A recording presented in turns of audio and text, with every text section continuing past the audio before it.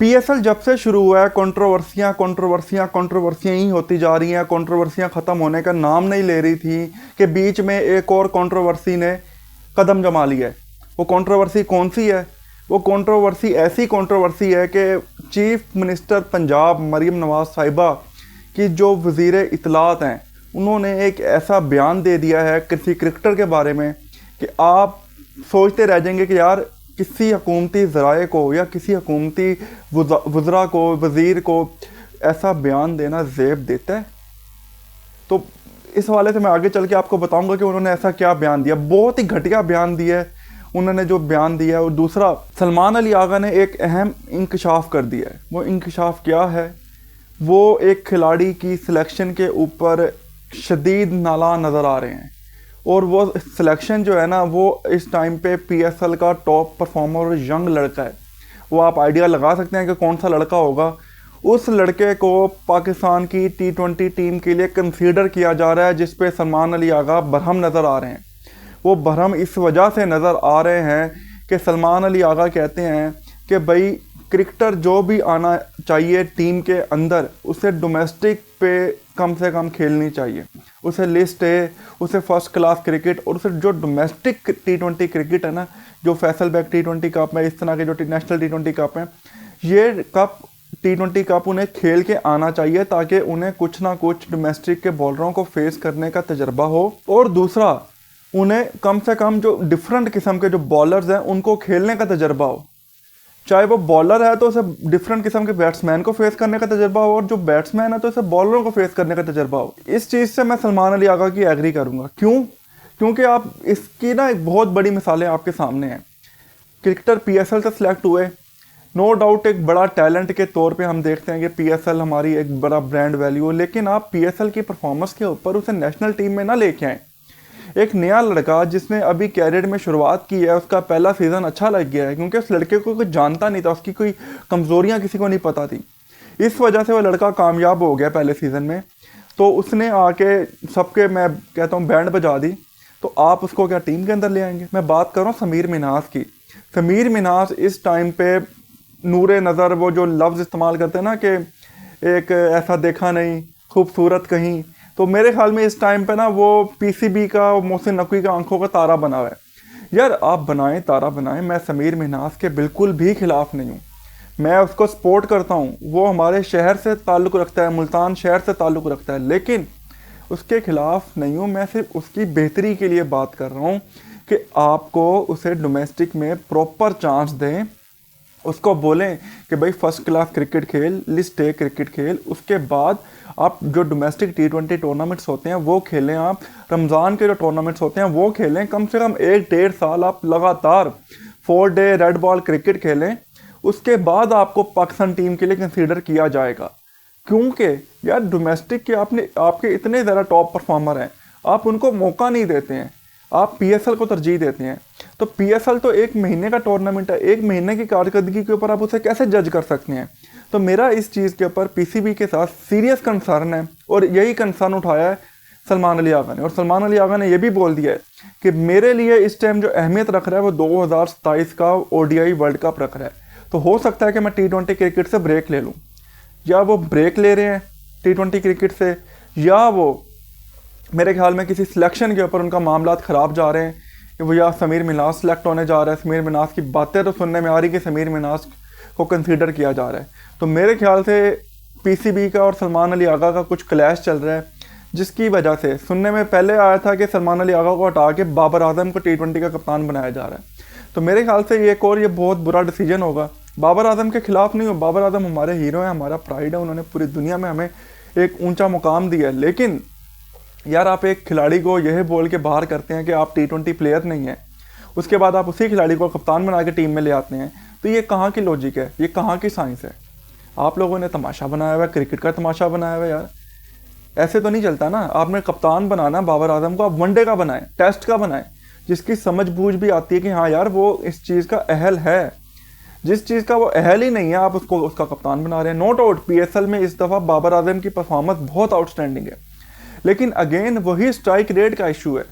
तो international cricket में strike rate बहुत मैटर करता है। اگر آپ نے نوجوان کپتان بنانا تو آپ نوجوان کپتان بنائیں. آپ بابر اعظم اور سلمان علی آغا دونوں کو سائڈ پہ کریں. سلمان علی آغا تو میرے خیال میں خود چاہ رہے ہیں کہ اب وہ T20 کرکٹ سے بریک لے کے وہ اب کیا نام ہے او ڈی آئی اور ٹیسٹ کی طرف دھیان دے, کیونکہ سلمان علی آغا او ڈی آئی اور ٹیسٹ کے بہت آؤٹ اسٹینڈنگ پلیئر ہیں. اور دوسری بات, اگر آپ سلمان علی آغا کے اوپر یہ بات کرتے ہیں نا کہ سلمان علی آغا کون سی پرفارمنس کے اوپر ٹیم میں کھیل رہے ہیں, تو بھائی اس کی جو آپ ڈومیسٹک کی پرفارمنس دیکھیں نا سلمان علی آغا کی, وہ پی ایس ایل کی پرفارمنس پہ ٹیم میں نہیں آیا, وہ ڈومیسٹک کی ہی پرفارمنس پہ ٹیم میں آیا ہے. اس کے ڈومیسٹک میں اگر آپ اوور آل ملائیں لسٹ ہے فرسٹ کلاس اور ساتھ میں T20 جو ڈومیسٹک T20 ٹورنامنٹس اور ریڈ بال وغیرہ میرے خیال میں, تو اس کے تقریباً 13,500-14,000 رنز ہیں.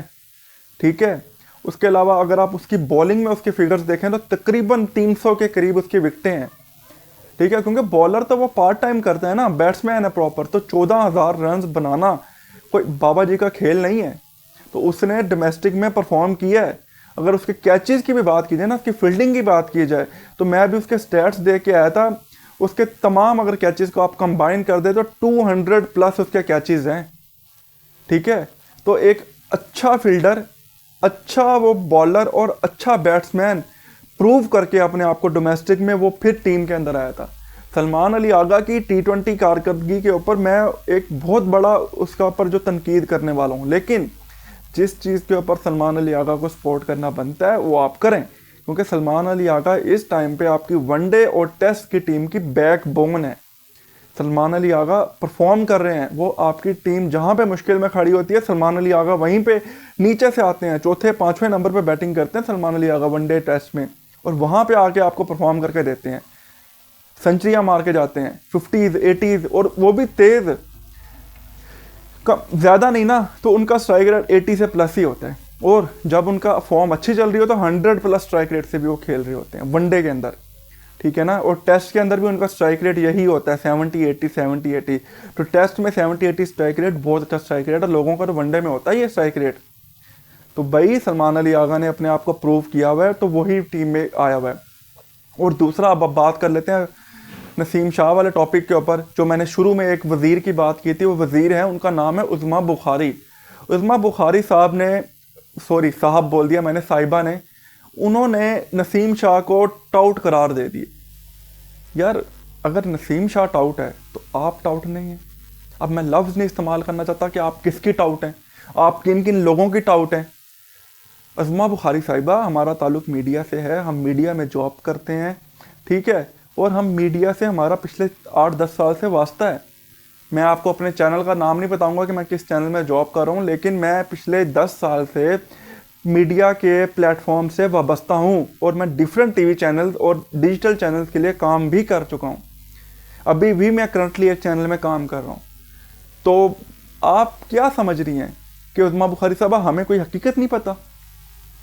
یہ کرکٹ کی فیلڈ کو تو میں نے اب چوز کیا ہے نا اپنے یوٹیوب کے لیے. اس کے علاوہ تو میں ساری پولیٹیکل بیٹ ہی کرتا آ رہا ہوں. ساری پولیٹیکل بیٹ کو میں نے کور کیا, ان کو ایڈٹ کیا, ان کو کور کیا, ان کی پروڈکشن کیا ساری. تو عظمیٰ بخاری صاحبہ, کسی کے اوپر یہ بات کرنے سے پہلے اپنے گریبان میں جھانک کے دیکھیں کہ آپ کن کن کی ٹاؤٹ رہی ہیں, اور آپ کن کن کے لیے ٹاؤٹ کا کردار ادا کرتی رہی ہیں, اور ابھی بھی آپ کن کی ٹاؤٹ ہیں. تو عظمیٰ بخاری صاحبہ اپنے اوپر تھوڑا سا کنٹرول کریں. کنٹرول کریں گی تو آپ کی عزت ہوگی. اور دوسری بات, میں پی سی بی سے ایک بات کرنا چاہوں گا کہ کرکٹر کے اکاؤنٹ سے ایک ٹویٹ ہو گیا, اور وہ پروو بھی ہو گیا کہ اس نے وہ ٹویٹ نہیں کیا تھا, وہ ٹویٹ فیک ہوا تھا. مینس کے فیک سے مراد کے کسی نے اس کا سوشل میڈیا کے اکاؤنٹ یوز کرتے ہوئے ٹویٹ کر دیا, اس کے میڈیا مینیجر نے. تو میڈیا مینیجر کو فارغ بھی کر دیا گیا, اور نسیم شاہ کو 2 کروڑ روپے کا ایک ہائیسٹ اماؤنٹ, میرے خیال میں ابھی تک اتنا بڑا کرکٹ کی ہسٹری میں کسی کو جرمانہ نہیں ہوا, 2 کروڑ روپے کا جرمانہ ہوگا نسیم شاہ کو. ٹھیک ہے, تو اب عظمیٰ بخاری صاحبہ کو بھی کوئی جرمانہ ہوگا, میرے خیال سے تو ہونا بنتا ہے. یہ اس چیز کی اہل بھی ہیں, ان کے اوپر جرمانہ ہونا بنتا ہے. پھر دوسری بات, محسن نقوی صاحب اور ہمارے اپنے جو کچھ ہم خود یہ بات کر رہے ہوتے ہیں کہ یار کرکٹر نا انڈر پریشر ہیں, کرکٹر نا پریشر میں کھیل رہے ہیں, صحیح سے پرفارم نہیں کر رہے. تو بھائی وہ صحیح سے کیسے پرفارم کریں گے جب ان کا مائنڈ ریلیکس نہیں ہوگا, جب وہ اپنا آزادی رائے اظہار نہیں کر سکتے, تو وہ دوسرا بندہ 2% का वजीर, मैं 2% की बात करूंगा कि इस टाइम पे अगर उन्होंने उसको टाउट करार दिया है, उन्होंने क्रिकेट फैंस के हर्ट किया है, तो वो खुद भी टाउट हैं, ठीक है ना। वो मेरे खिलाफ एक्शन लेना चाहती हैं, एक्शन ले लें, लेकिन वो टाउट हैं। आप अगर किसी को टाउट बोलेंगी तो आपके ऊपर भी उंगलियां उठेंगी उज़मा बुखारी साहिबा। आप इस चीज़ को ना थोड़ा सा मद्देनज़र रखें। पॉलिटिकल बीट को हम बीच में लेके आना नहीं चाहते सियासत में, लेकिन आप लोग बीच में घुसना चाह रहे हैं, तो जब आप घुसेंगे तो आपकी कुत्ते वाली होगी। मैं लफ्ज़ सीधा इस्तेमाल करूँगा। तो उज़मा बुखारी साहिबा, मैं इस टाइम किसी के साथ साइड नहीं ले रहा। उसने जो भी ट्वीट किया उसके मैंने उस टाइम पे वीडियो बनाई कि बहुत गलत ट्वीट किया। मरीम नवाज़ साहिबा इस टाइम पंजाब की सीएम है, वो हमारे पूरे सूबे को रिप्रेजेंट कर रही हैं, पाकिस्तान को रिप्रेजेंट कर रही हैं, तो उनके खिलाफ इस तरह की ट्वीट करना बनता ही नहीं था, ठीक है। और ओपनिंग सेरेमनी में उनका आना कोई बुरी बात नहीं था। लाहौर में ओपनिंग सेरेमनी हो रही थी, ये एक अच्छी इनिशिएटिव था, लेकिन उज़मा बुखारी साहिबा का ये बात करना नहीं बनता था। आप मीडिया पे आके गलीद अल्फाज इस्तेमाल करते हैं, इस चीज़ के गवाह हम हैं, क्योंकि हम खुद उन रिपोर्ट्स को एडिट कर रहे होते हैं। उज़मा बुखारी साहिबा, हम मीडिया में जॉब करने वाले लोग हैं, तो आप किस तरह कह सकती हैं कि वो एक टाउट है। टाउट का किरदार तो आपने भी कई दफ़ा निभाया है। तो बात यही आ जाती है कि इंसान को सबसे पहले अपने गिरबान में झांकना चाहिए, फिर दूसरे के ऊपर बात करनी चाहिए। और दूसरी बात, क्या नसीम शाह के ऊपर 2 करोड़ का जुर्माना हुआ था, क्या अब पीसीबी कोई एक्शन लेगा, क्रिकेटर के लिए आवाज़ उठाएगा? क्योंकि क्रिकेटर तो उनका है ना, कहते हैं ना कि सेंट्रल कॉन्ट्रैक्ट प्लेयर है, वो कैसे ये बात कर सकता है, उसने कैसे ये ट्वीट कर दिया। तो भाई उज़मा बुखारी कैसे हमारे सेंट्रल कॉन्ट्रैक्ट प्लेयर को ये बात कर सकती हैं? ये उज़मा बुखारी से भी सवाल होना चाहिए, उनको भी जुर्माना होना चाहिए। तो मेरे ख्याल से ना नसीम शाह को हद के इज़्ज़त का केस करना चाहिए उज़मा बुखारी के खिलाफ, ताकि उन्हें पता चले कि ये किससे पाला पड़ा मुझे, और नेक्स्ट टाइम वो ऐसे घटिया अल्फाज किसी के लिए इस्तेमाल ना करें। उज़मा बुखारी साहिबा, मेहरबानी करें, हम आप लोगों से रिक्वेस्ट करते हैं कि क्रिकेट के अंदर, खेलों के अंदर अपनी सियासत को घुसेड़ने की कोशिश ना करें। आपने सियासत करनी है, आप सियासत करें। आपने सियासत में एक दूसरे को गालियां देनी है, एक दूसरे का बुरा भला कहना है, आप जो मर्ज़ी करें, ठीक है, लेकिन आपको खेल में, क्रिकेट में घुसने की ज़रूरत नहीं है। नसीम शाह ने जो हरकत की थी उसके खिलाफ भी हमने आवाज़ उठाई थी, और अब जो आपने हरकत किया हम इसके खिलाफ उससे ज़्यादा आवाज़ उठाएंगे, क्योंकि वो हमारा प्राइड है। नसीम शाह पूरी दुनिया में पाकिस्तान को रिप्रेजेंट करता है, ठीक है ना, उसकी एक फ़ैन फॉलोइंग है। आपको कितने लोग जानते हैं? आपको तो एक हल्के के लोग नहीं जानते हों पूरे, क्योंकि आप हल्के में जाएं, अपने लोगों से मिलें, तो आप पता चले ना लोगों को कि साढ़े हल्के दिए सिलेक्ट होइए। तो अल्लाह दे बंदे हो, कुछ अपने गिरबान में झांक के देखें, ठीक है, उसके बाद कोई बात करें।